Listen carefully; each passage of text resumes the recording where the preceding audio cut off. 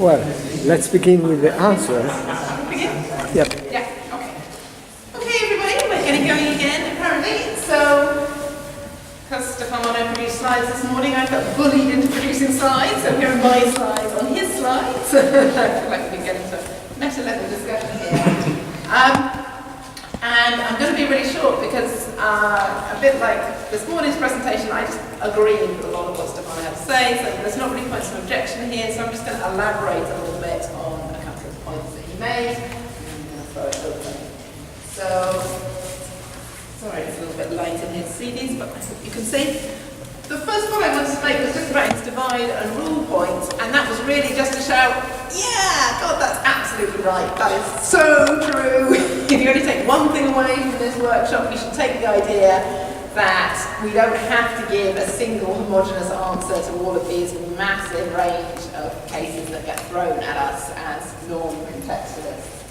So Charles Travis, who is great to read in lots of kinds of ways, but the methodology of Travis is just to hurl cases at you, right? You know, what about this one? What about this one? What about this one? Oh, you like that one? What about this one? You know, and he is like a one-man thought example generating machine, you know, which is a fantastic thing to have, but I think if you're not that way inclined, you should reserve the right to say, yeah, maybe something different is going on in all of these different cases. And, you know, just why should we think there's anything in common between a case like Travis's, there's milk in the fridge, where you say, in one context, someone's asking, stirring their coffee demonstrably, and you say there's milk in the fridge, and it's true, it's in a bottle. In the other one, where someone's supposed to clean the fridge, and you open it up and there's a little puddle on the bottom. That just seems like a really clear kind of duplicature case to me. So that one kind of thing might be going on there. A completely different kind of thing might be going on in something like Piers leaves a green, the case that Stefano was talking about. It's probably the most discussed case of Charles's. You know, there's lots of different things we could say about that kind of case. I won't commit myself to only one of them, but still we might think it's very different to the milk in the fridge case.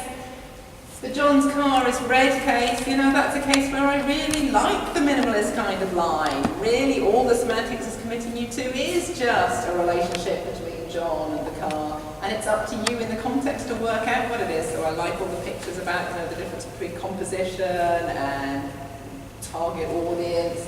All those kinds of cases aren't things that you should expect your semantics to give to you. That's something that you get from familiarity with the kind of lives that we lead and the kinds of relationships that are relevant or typical between people in their cars. Not something you get just from the semantics of the possessive.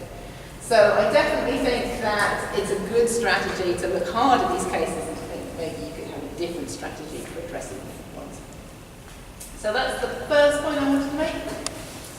And the second one is just really to ask a little bit about the general strategy here, or the general points that Stefano was making about what the boundaries of meaning are. What are we supposed to be looking at here? Are we looking at sentences? We're looking at utterances? We're looking at words? We're looking at a whole discourse? Are we looking at something even longer than that?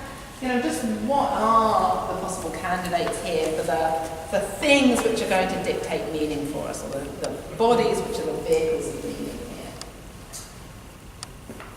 And I think it's, you know, so again, this is just really to agree with the things that were said earlier. It's quite right to notice that context matters. You know, something like Frege's principle matters for a minimalist just as much as it matters for a contextualist in many ways.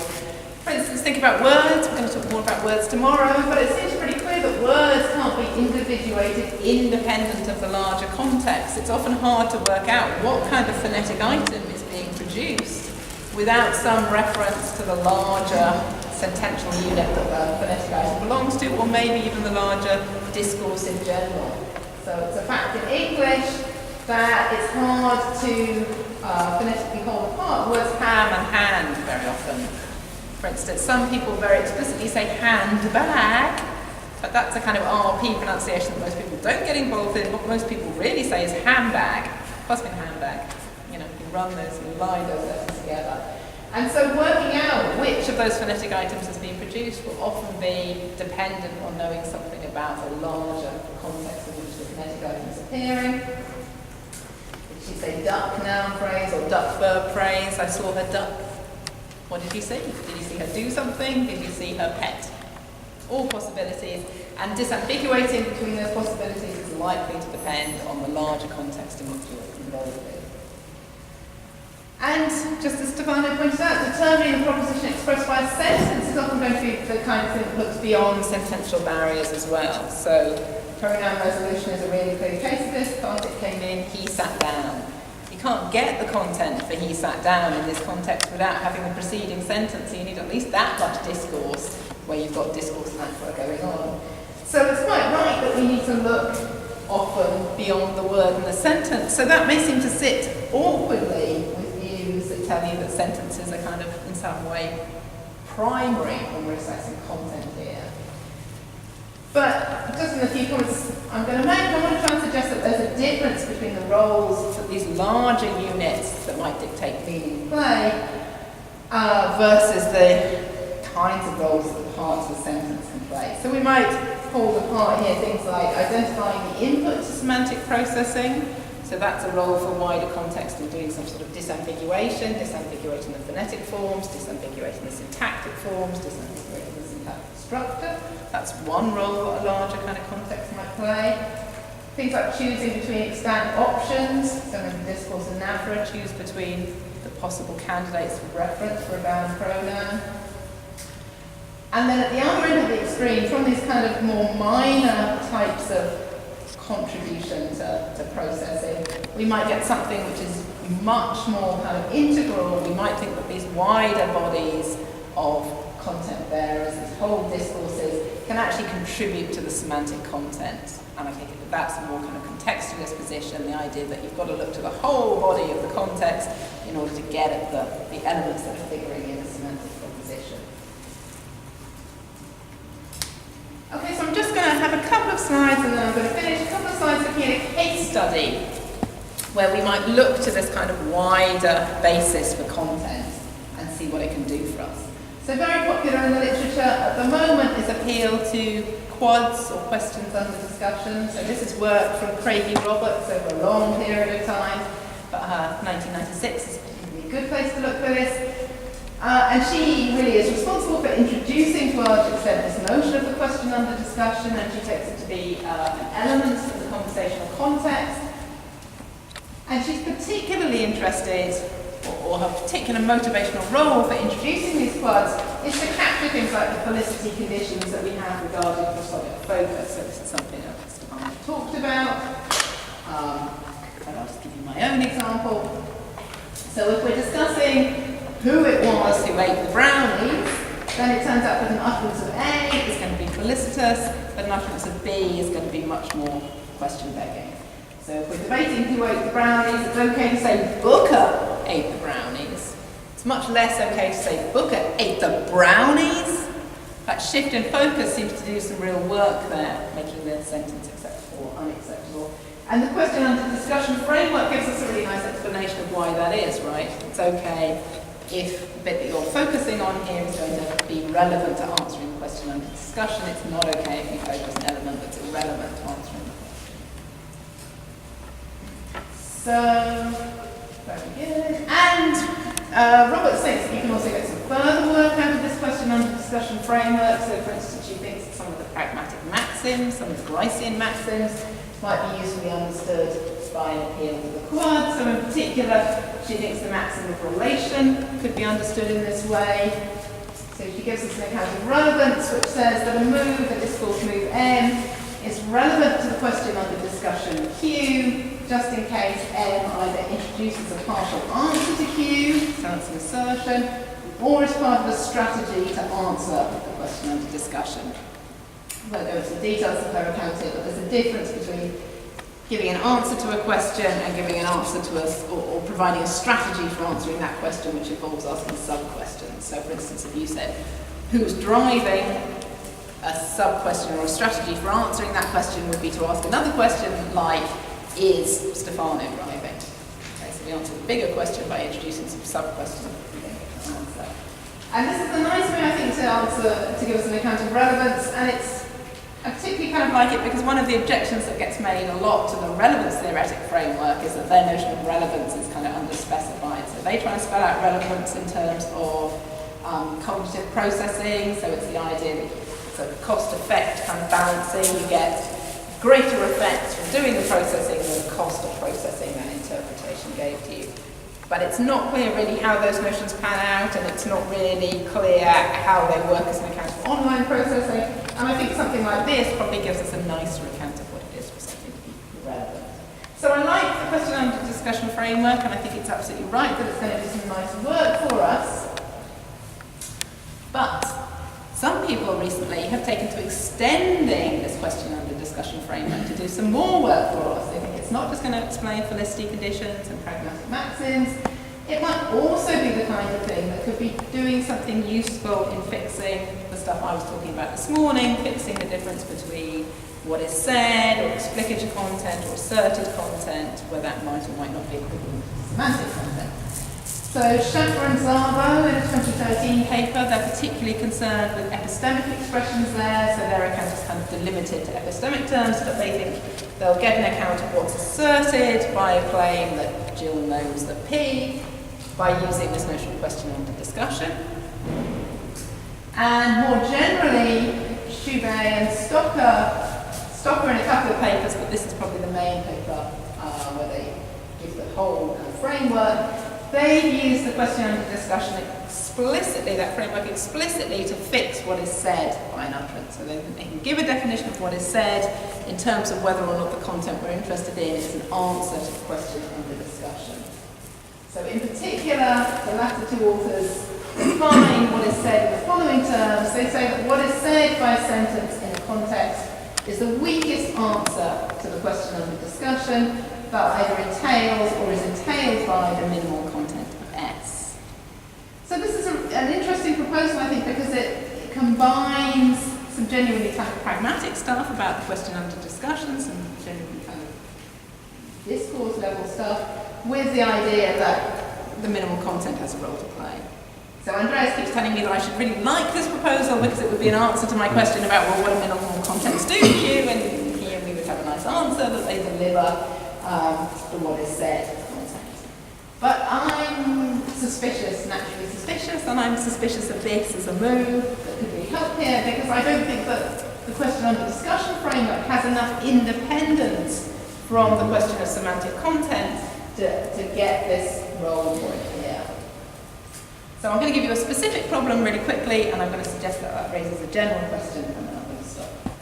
So the specific problem then, take the following kind of exchange. A says, is Ellen ready for the interview? And B says, oh, she's been preparing for weeks. So our intuitive take on this kind of case is that we want A to be asserting that Ellen has been preparing for interview for weeks, and we want B therefore to be implying, sorry, I should read here, we want B to be. We want B to be asserting that Ellen has been preparing for interview for weeks, and we want B then to be implying that Ellen is ready for interview. So we've got a bit of asserted content and we've got a bit of implied content, and we want that to be the way it comes out. But notice that the minimal content of B's utterance is not something which entails or is entailed by an answer to what seems to be the quad, certainly the quad raised in A. So the question under discussion is pretty clearly, is Ellen ready for interview? What B says in terms of minimal content is just she's been preparing for weeks. She's been preparing something for weeks, but we don't know that she's been preparing for interview for weeks. So as it stands, the minimal content isn't either entailed by or entailing the minimal proposition. So Schube and Stocker recognise that, and they think it's a worry for their kind of account. So what they do is they say that what B is actually doing is answering a question which is part of a strategy towards answering A's question. Namely, what she's doing is introducing a kind of intermediate question under discussion, like how long has Ellen been preparing for the interview? So we get the additional bit of content that we wanted in the asserted content by introducing a quad that explicitly mentions that content. So in a single utterance, A both raises a new sub-question as the question under discussion and then proceeds to answer it. Okay, so that's their strategy. People think it's a good strategy? I'll I don't think it is a good strategy. And the reason I don't think it's a good strategy is because it just leaves us absolutely up in the air as to how that intermediate quad got fixed. So if you look at the literature, particularly the literature around this extension of the quad framework to use it to explain facts about what is said, almost always the quad is given explicitly. If we look at the previous case, A starts off by asking a question, is Ellen ready for interview? But what they need in order to get the kind of mechanisms of their framework going is that sometimes the quad is implicit, sometimes it's unvoiced. So in this case that we just looked at, there has to be an unvoiced quad, namely, is Ellen ready for the interview? And that gives us a question about how the quad gets fixed. If it's not explicitly given, how are we getting at it?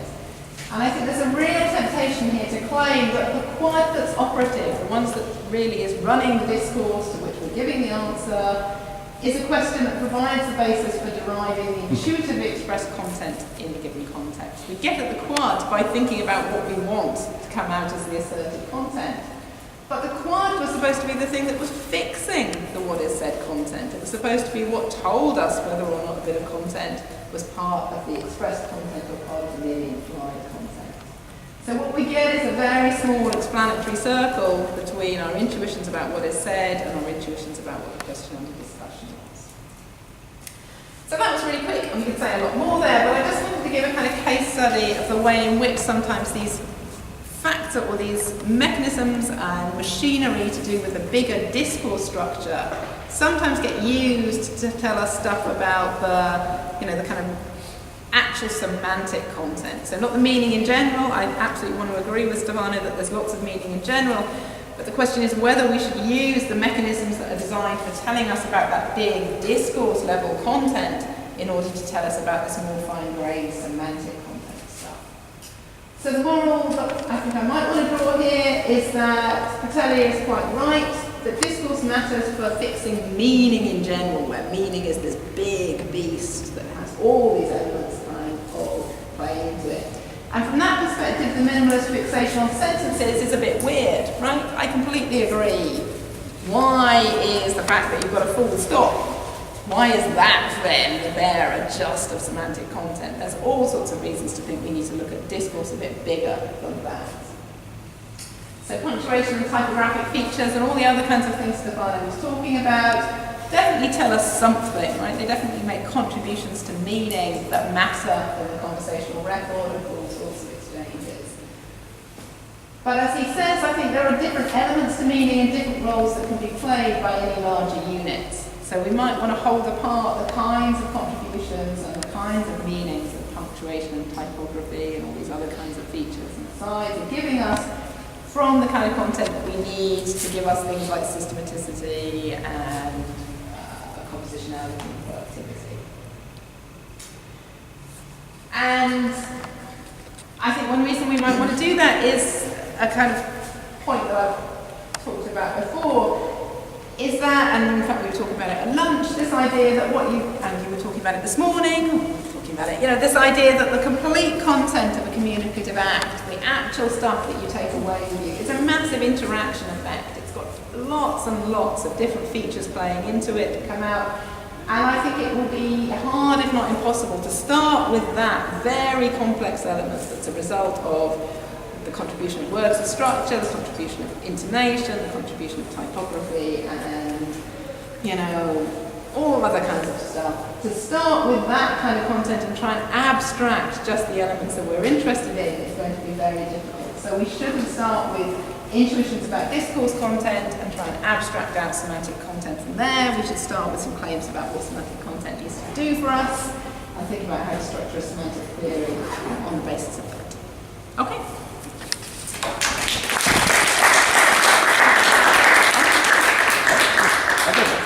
How are you happy with that?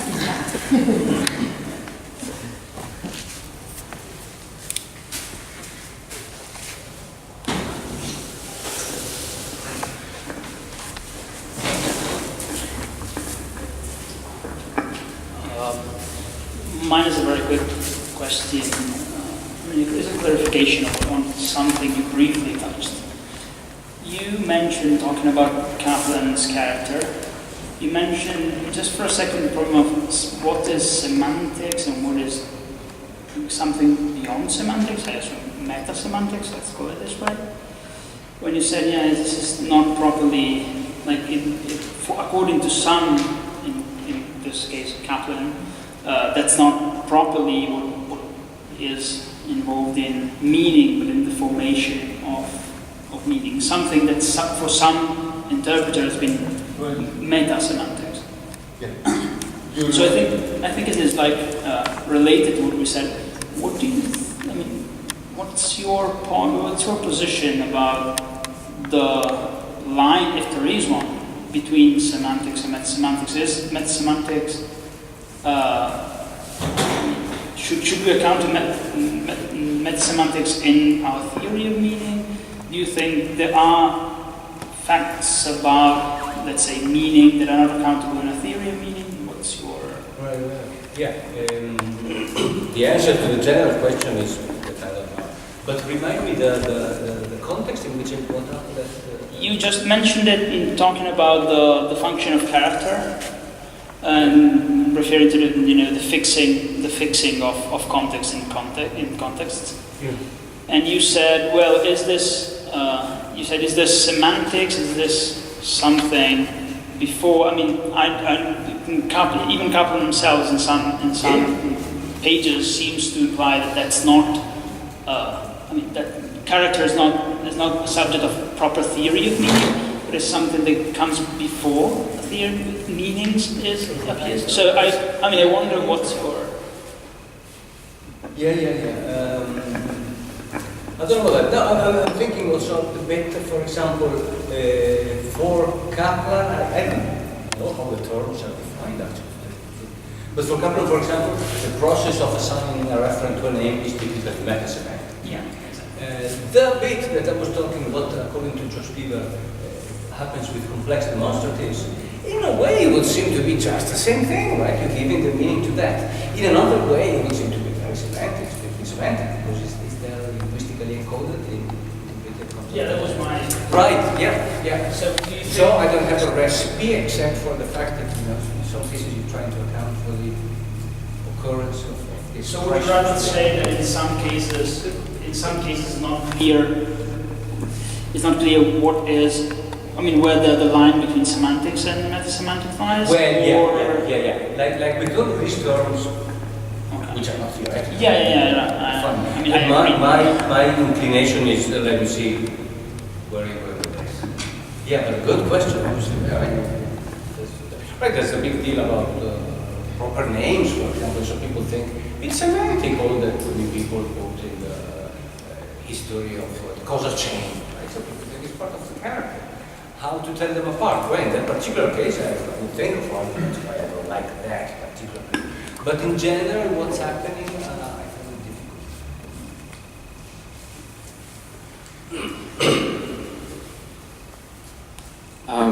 I think this is just, I didn't understand some of the dialectic of your talk, so I was hoping you could clear something up for me. So when you talked about Resinati's picture of possessive, he says, Gabe's car can mean the car that I own or the car that I bet on in the race or whatever.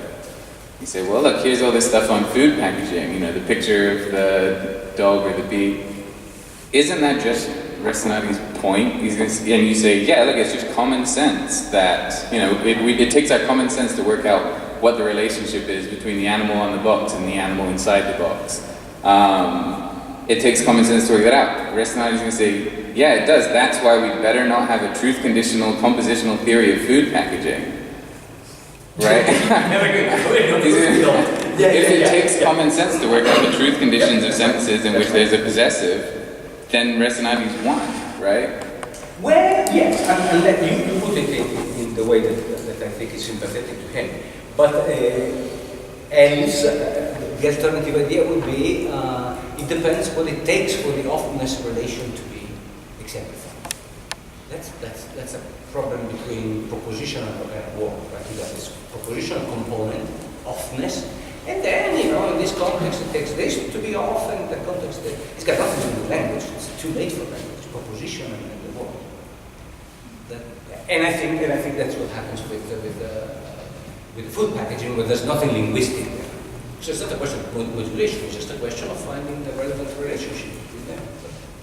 Nothing to do with language. So in that sense, language could afford to give us those silly, this is a hypothesis, not a fact, but to give us those super silly things that are completely generic. Right? There is a relation there. Offness pretty much tells you that, perhaps with some constraints, but not so much more. Why can language be informative and even though it affords to express the super there? Because the world eventually narrows it down. So that would be an application of the peer strategy. But that was, remember, that was a little epicycle within the divide and conquer strategy. So in this case, perhaps I can do that. I have a question about the discourse structure. If I say John is cleaning the house, full stop, he began with the kitchen. Clearly you understand that he began cleaning the kitchen. In another situation, if we both enter the house and we saw John who is cleaning, and I say he began with the kitchen, again, you understand that he began cleaning the kitchen. But we have, let's say, a sense that in the first case there is more semantic, right, than in the second case, okay? Okay, granted that, do you think that this is, let me say, at odds with the minimalist claim according to which semantics should yield liberal truth condition, not informed and enriched truth condition? I think this is a case in which semantics build an enriched truth condition for a sentence. And, well, my question is, do you think this is at odds with the minimalist claim according to which truth conditional should be liberal, like in the case of John's car? John's car, you are happy with air relation and that's it. Okay, semantics, air relationship without any commitment to the exact relationship. But in this case, you seem to have a verb, begun, which is really specific, which is begun cleaning. So just clarification on that, jump in. But so I couldn't say, when you said this case or in this example, which one do you think gets the enriched reading? So you've got the case where someone says, John started. In both cases, the reading are enriched. But in the first case, we have more semantics than in the second case, according to the belief that the discourse structure is more semantic than the mere context of the situation. Well, so in both cases, it's definitely the content you're going to take away is the enriched content that John began cleaning the kitchen. That's quite right. So the question then is whether the semantic content matches that in both cases. And I think this goes a little bit back to the idea that there may be, minimalism may be okay to look beyond the boundary of a sentence, right? So it may be that you can, from that discourse structure where cleaning has been explicitly mentioned, have a kind of ellipsis where then you can fill in, you can make more precise the question. You know, so there are cases in which minimalism might be more enriched. Yeah, more enriched, and that's why, because when I was giving you an account of what minimalism was, I said it's a very flat-footed theory, more or less what you see on the surface is what you get. And the more or less there explicitly is meant to take into account kind of ellipsis cases like this, cases where you can find more content from the surrounding linguistic dialogue than you can in other cases. And the idea of minimalism, right, is it's not the idea that you can never get any content beyond the point of a sentence. As soon as you get the full stop, that's it. That has to be nothing else contributing to the content beyond that. The question is whether you can have things contributing to the content that belong to the great big bucket of pragmatics. Can you just do something entirely conversationally driven and stick it in there? And that's what I don't like. I don't like the idea that just because of the kind of context we're engaged in or the kind of conversation we're engaged in, gloves are off, don't bother looking to what you actually find in the language, just stick in whatever you need to get it close to the intuitive truth conditions of the utterance. But if you can find more content from the actual linguistic dialogue. I don't see why That's we should have a fine. problem with that. Good, but also this reminds me of something that I was saying with some aims, saying that sometimes we talk about the speaking rather than the content. But then it came off a little bit misleading, in fact related to that, when I said, the common ground is never empty, we come in. Yeah, but that bit is things, right? We come in with kitchen, and the kitchen is not good for interaction relations, right? The largest room in the house, the kitchen, and my favorite room might be coextensive, but they have very different, entailments for us. So yeah, definitely different. The content with the things is definitely the content that the contextualist would like. Yes. Just done. Comes in with no meaning there. Good, so.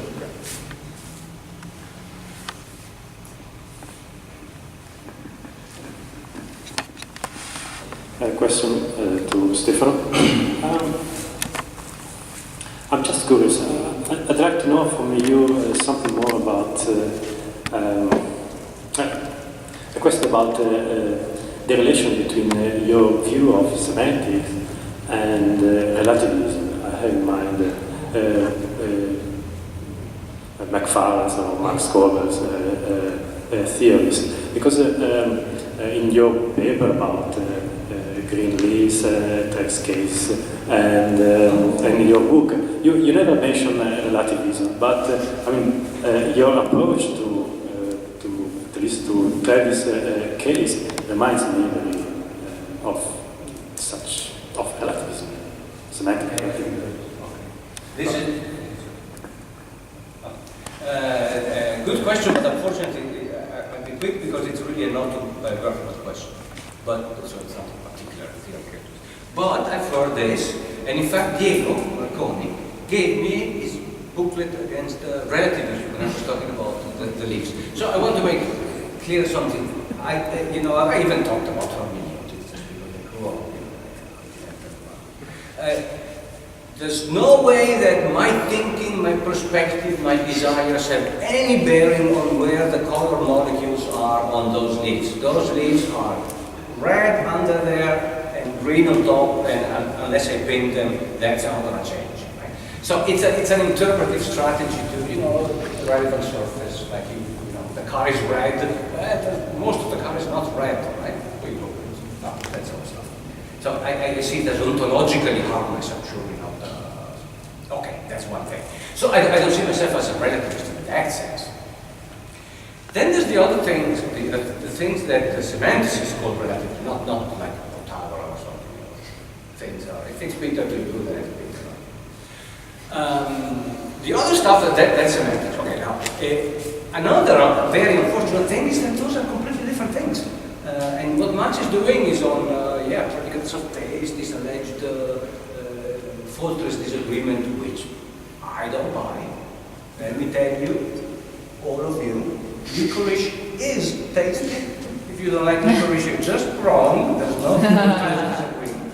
Anyway, apart from that, then there's the other thing that is very, very important, and that is McFarlane reference. And then I think that is really a good thing for this purified sense of semantics that I have, in which you do want to be very concerned when you do this semantics that is, call it what you want, but you should call it semantics. But the theory of meaning and entailment and so on, you don't want to get the facts about saying things mixed up with the facts about the things that you say, which are very interesting things. And I think that Kaplan's idea that the sentence is true if the content it expresses at C is true with respect to the circumstance of C is a mistaken hypnotism of the facts of utterance as opposed to facts of meaning. And so I think that the two contexts should be separated, at least in principle, perhaps not for empirical reasons, but for conceptual reasons should be, and even the math of them. Two contexts, a context of assessment and a context of evaluation. But yeah, so three completely different for me angles on the question of relativism. The first one is, I don't think I'm particularly harmful relativist when I talk about the leaves. Predicates of taste, quite frankly, jokes apart, I don't know what to say. And then the foundational metasemantics and how it's reflecting on the structural semantics, where I have some views that might be wrong. So, yeah. The bit that matters for this is only the first one where I claim I'm innocent. I don't have, telekinetic powers to do things. But, yeah.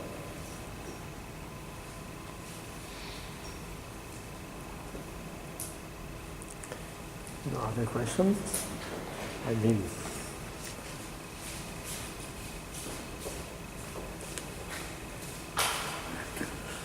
no other question? All right. It's warm, it's sunny, the first day of the conference. Okay, let us thank the speakers and stop.